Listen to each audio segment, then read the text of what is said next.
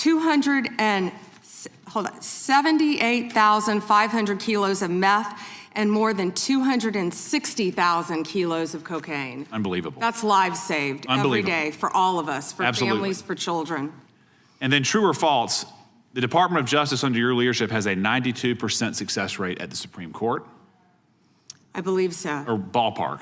Ballpark. And then true or false, this administration is attacking the waste, fraud, and abuse that we have seen in places like Minnesota that is removing billions of hard-earned tax dollars from this country. Absolutely, and President Trump is committed to doing that in every city in this country. And Madam Attorney General, just to be very brief here, I want to be sure that you know that many on this committee made very serious efforts to try to amend the Epstein petition to give you the resources and the time to protect victims, to go through and to have the necessary runway to thoroughly go through that file. Unfortunately, those requests were met with refusal, and we were unable to make the necessary amendments. But thank you for being here today. Thank you. The good gentleman yields back. We turn to the good lady from California, Congresswoman Kamlager-Dove. Thank you, Mr. Chair, and thank you, Attorney General, for being here today. I want to talk with you about an issue on which there is broad bipartisan agreement: the importance of ensuring trust between the American public and those government officials who wield powerful law enforcement responsibilities. So, Attorney General, would you agree that it is important for law enforcement leaders to be honest? Of course, as well as members of Congress. Thank you. And would you include yourself as a law enforcement leader? Of course. Okay, thank you. Thank you. You know, President Trump has also, he has referred to himself as the chief law enforcement officer of this country. So do you believe that President Trump is honest? He is the commander-in-chief of the United States of America, and not only is he keeping this country safe, he is keeping this world safe. It's a simple question, which you didn't answer. Of course I do. He is the commander-in-chief. Last June, Minnesota lawmaker Melissa Hortman, her husband Mark, and their dog were brutally murdered in their home. And your USA's office in Minnesota investigated this crime and obtained a 6-count indictment of the murder suspect, stating that he had intent to kill, injure, harass, and intimidate Minnesota legislators. And I have the copy right here. I read through it.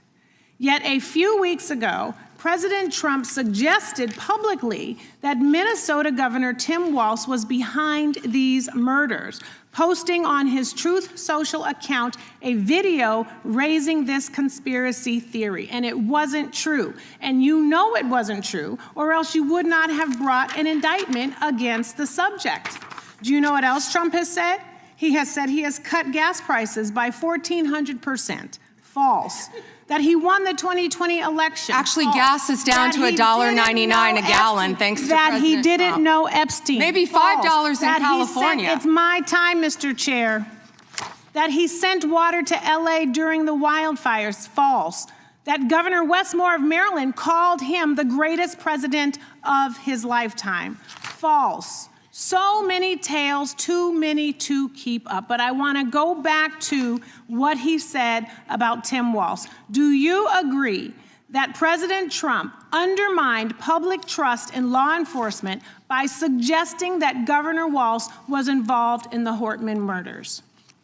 I am not familiar with that statement. Well, that is a disappointing response, and it is also why your office and Donald Trump have zero credibility, because I know, and you know, it was a right-wing extremist who murdered the Hortmans. And you and the president are being dishonest with the American people. Last fall, after the horrific shooting of Charlie Kirk, President Trump was asked if there were extremists on both the left and the right. And his exact words were, "I'll tell you something that's going to get me in trouble, but I couldn't care less. The radicals on the right oftentimes are radical because they don't want to see crime. The radicals on the left are the problem, and they're vicious, and they're horrible, and they're politically savvy." Do you agree with this statement? You're taking too long. Madam Attorney General, but you know the answer because your own department has addressed the question. In 24, the DOJ's research arm issued a report on domestic terrorism stating that the number of far-right attacks continues to outpace all other types of terrorism and domestic violence extremists.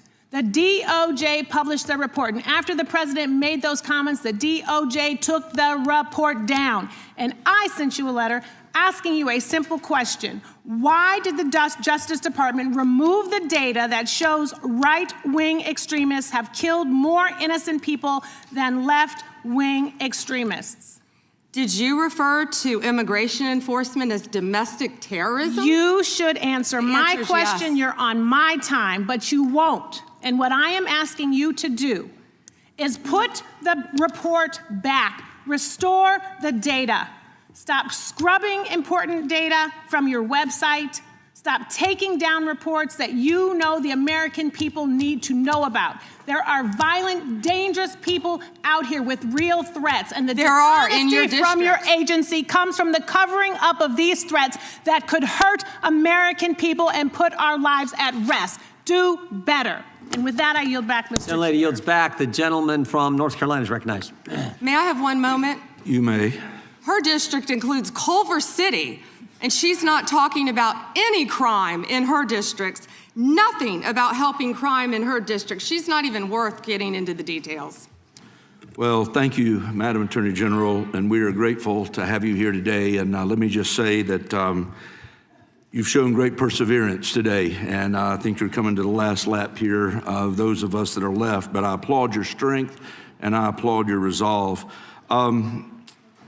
Madam Attorney General, as a pastor for over 37 years now, I take serious issue with any attempts by agitators to disrupt church services or activities at houses of worship.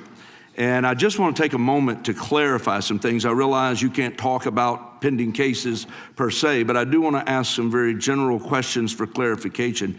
Does the DOJ consider unauthorized entry into a house of worship to be protected activity under the First Amendment when undertaken by a member of the press?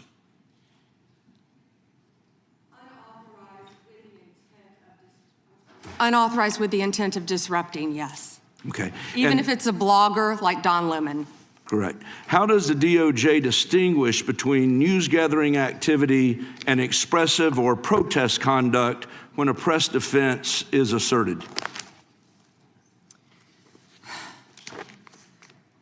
Congressman, I met with the pastor of that church, and what happened there was horrific.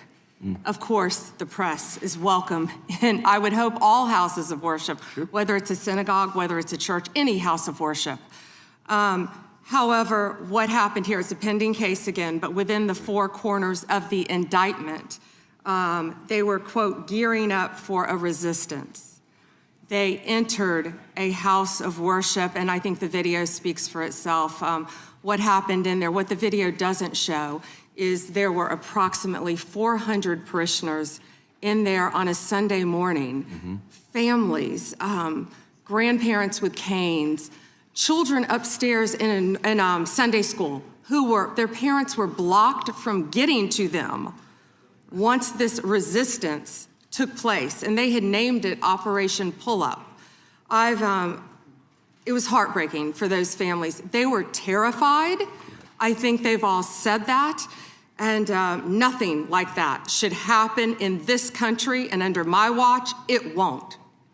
Thank you. And just to clarify, accosting members of a congregation and creating a scene marked by intimidation and threat inside a house of worship would not be protected First Amendment activity, correct? Absolutely not, and a grand jury has indicted individuals over that. Thank you. One other question, just shifting a little bit. You know, my home state of North Carolina has been making national headlines at times, particularly in the city of Charlotte. We've made pleas at times for our governor to get involved, bring in the National Guard. Our Fraternal Order of Police had pointed out that we were about 270 local cops below what we needed in order to adequately police the city. And yet the governor's declined to offer to partner with the federal government to bring in reinforcements to Charlotte.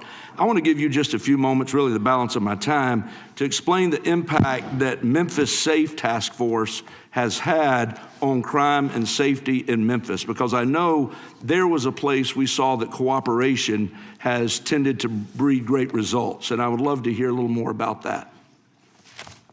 Thank you.